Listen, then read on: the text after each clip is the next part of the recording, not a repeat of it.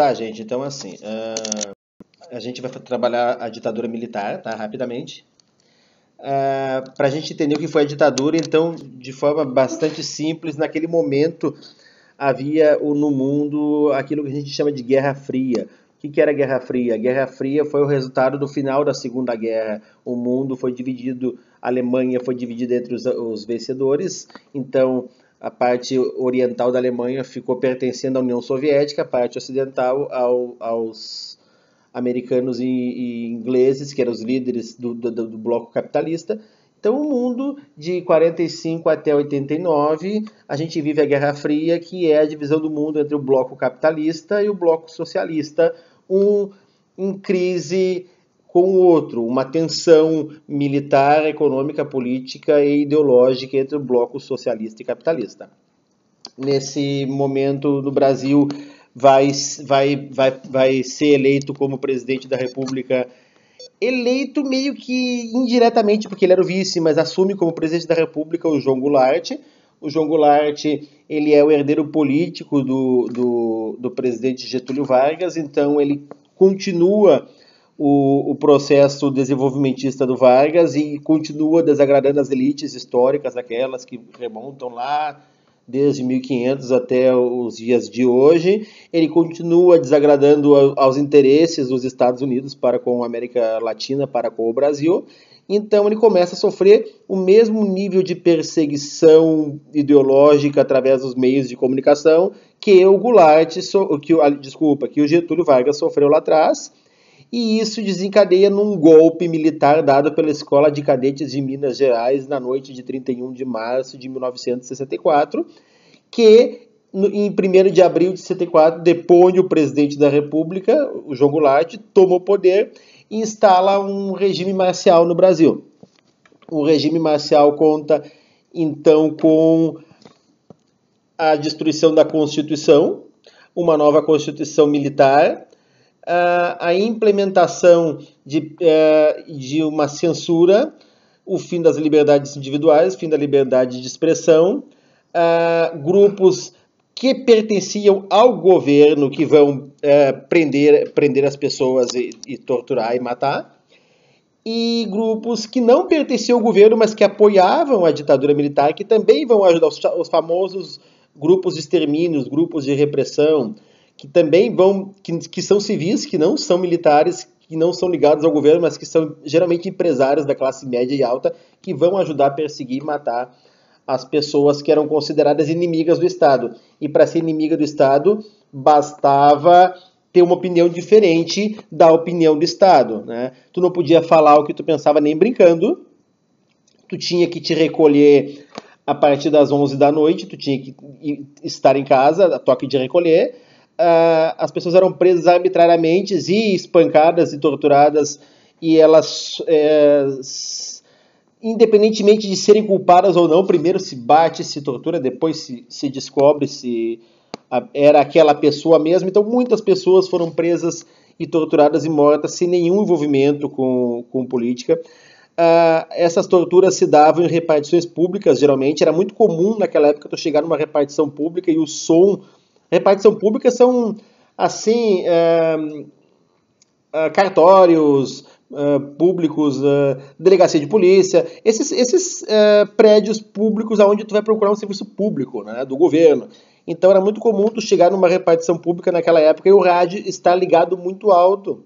Por quê? Porque lá atrás, nos fundos da repartição pública, estava acontecendo uma sessão de tortura. Então se colocava... Numa repartição pública, geralmente existiam os armários de ferro, as mesas, material de escritório, quase que nem uma biblioteca. Então se colocava, por exemplo, 2 mesas ou 2 armários, se colocava um pau ali no meio das duas, se pendurava uma pessoa ali, se dava choque elétrico, se espancava, né?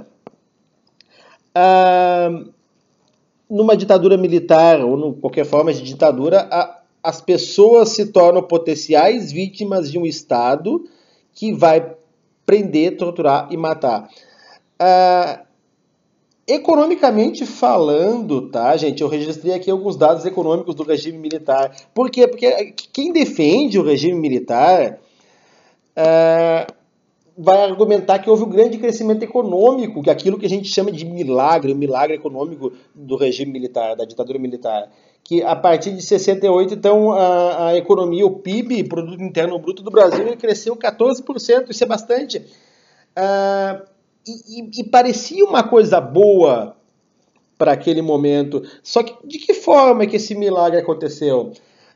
Primeiro que os militares vão pedir muito dinheiro emprestado a juros altíssimos. Pedir dinheiro emprestado a juros é assim: eu peço um dinheiro para ti, te peço R$100 e te pago R$300, depende do nível de juros que tu vai me cobrar. Tu vai me cobrar 10% ao mês, 20% ao mês. Então, se eu demorar um mês para te pagar, eu te pago aqueles R$100 mais o acréscimo de 10%, se for 10% ao mês.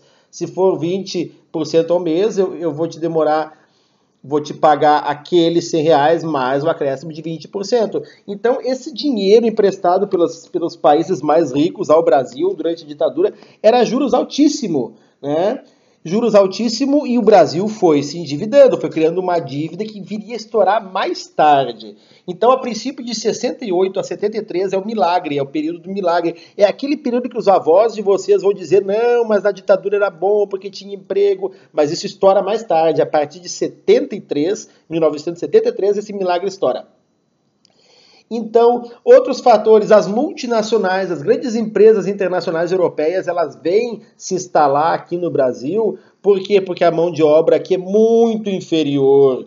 O custo da mão de obra aqui, o salário do trabalhador aqui é muito inferior ao salário do trabalhador europeu. O trabalhador europeu ganha muito, então eles vêm para cá, onde o governo garante um baixo salário. Garantindo baixo salário através de quê? De tortura, de perseguição, de censura, de morte. Entendam isso. Então o governo da ditadura garante um baixo salário, proíbe os trabalhadores de fazer greve, de se manifestar, e isso é lucrável, é rendável, é bom para as empresas europeias que têm que pagar salários muito altos aos trabalhadores europeus, tá? Então enche o Brasil de multinacionais nessa época, que elas vão sugar aqui e vão levar para a Europa, e não vão trazer riqueza para o Brasil, vou levar riqueza para a Europa, como sempre. O Brasil, historicamente, é essa colônia de exploração europeia. Tá? É nesse período que é construída as famosas obras faraônicas, a ponte Rio-Niterói, a Itaipu e a Transamazônica, que é uma estrada que era para cortar o Brasil de fora a fora, a Amazônia de fora a fora, e até hoje ela não está terminada, e se matou muito índio para se fazer essa estrada. Tá? E se destruiu muita floresta para se fazer essa estrada. E ela não está terminada até hoje. Ela é um banhado no meio da floresta amazônica, uma área de desolação sem floresta nenhuma, no meio da floresta amazônica. Tá? Nesse período que surge então a Zona Franca de Manaus. A Zona Franca de Manaus, ela não paga nenhum imposto. Então o que acontece? Só suga do Estado brasileiro. Quando se suga do Estado brasileiro, tem que se entender que quem está pagando essa dívida é o povo brasileiro, porque quem paga imposto é o povo brasileiro. Até porque assim, uma das partes interessantes do milagre econômico brasileiro de 68 a 73 é a isenção dos ricos de pagar imposto. Então, naquele momento, os ricos deixam de pagar imposto. E depois, quem paga a conta do milagre, quem paga a conta da crise é o brasileiro que paga imposto, através do imposto, e os salários dos trabalhadores, a partir de 73, eles perdem 50%, o salário mínimo perde 50%. Do seu valor de compra. Ou seja, tira do salário do trabalhador para pagar a conta do milagre. Quando o Getúlio Vargas lá atrás cria o salário mínimo, ele equivaleria hoje a R$4.000. No governo do João Goulart, que é herdeiro político do Vargas, o salário mínimo equivalia aos R$2.000. Durante o regime militar, o salário mínimo chegou a equivaler ao que hoje é os R$500, tá? Para vocês verem a perda de salário, e essa perda de salário feita para pagar a conta dos empréstimos a juros altíssimos e das multinacionais e das obras faraônicas, Ponte Rio-Niterói, a Itaipu, a Transamazônica, a criação da Zona Franca de Manaus. Para vocês terem uma ideia, no começo da ditadura militar, o 1% mais rico do Brasil, que são aquelas 14 famílias que a gente fala tanto, o 1% mais rico do Brasil possuía 17% da renda nacional, 17% do dinheiro que circulava no Brasil pertencia a 1% dos mais ricos, aquelas 14 famílias.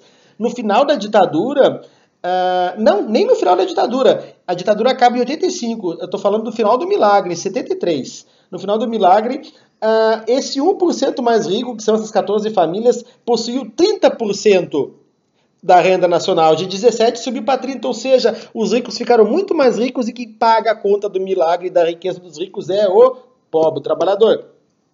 Os militares cortaram 12% de investimento em educação e surgiram nesse momento os planos de saúde. Plano de saúde, gente, é uma coisa caríssima. A gente que é trabalhador, que é pobre, não consegue pagar um plano de saúde.